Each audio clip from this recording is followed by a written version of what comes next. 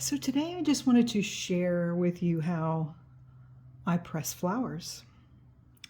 These are the gorgeous hydrangeas from my garden this year. As you can see, there's all kinds of gorgeous pink, purple, blues, and I even have the white ones that I've already harvested.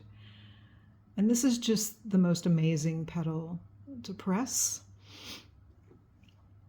As you can see, each one of these blossoms is just loaded up with these tiny little precious gems, which I'll show you how I take them apart. So I want to make sure that they're extremely dry. You don't want to have any wetness or moisture when you clip these and press them. So as you can see, each one of these has like a cluster inside. So I just kind of clip out each one of the clusters. Look at that variation in color. Isn't that just gorgeous? And then when you have one, you can see if we can get a good shot on that. You can see on the back side, each one of them has very small individual precious little petals. And I go up really close to where the stem meets the flower, and I just snip them off like that. I just snip them off.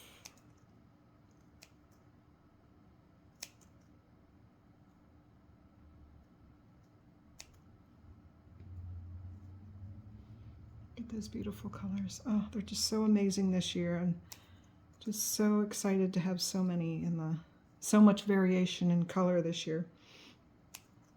I've literally been pressing everything this year. This spring I was getting violets out of my yard and pressing the violets. I pressed azalea flowers, rose petals, all kinds. Everything that blooms I've been trying to get.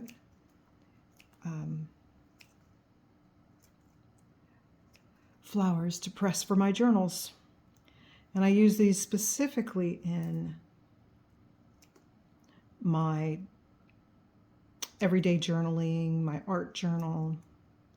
And you can use these for anything. I mean, a lot of people take their flowers that they grow, they dry them or press them, and they create like framed pictures out of them.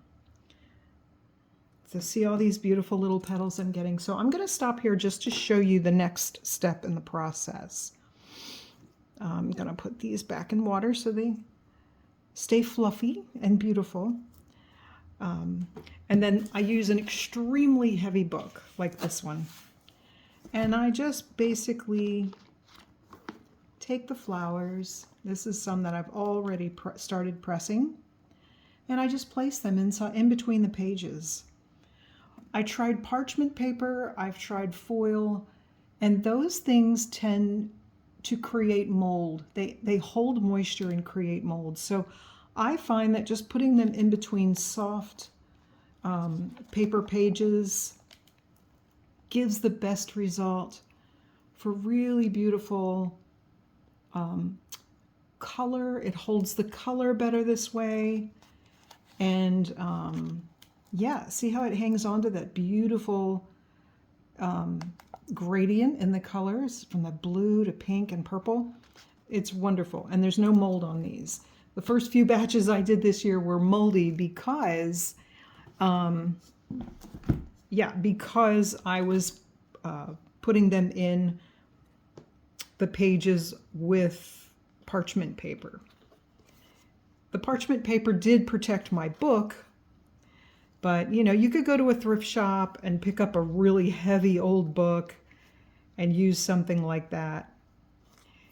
If you don't want to use one of your precious books from your collection, and just, you know, get the heaviest book you can find.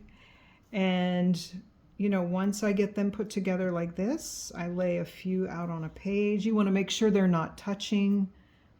You want to make sure the leaves, the petals are very dry, and then press that down. Stack a few other books on top, and voila, you're going to have some gorgeous, gorgeous pressed flowers.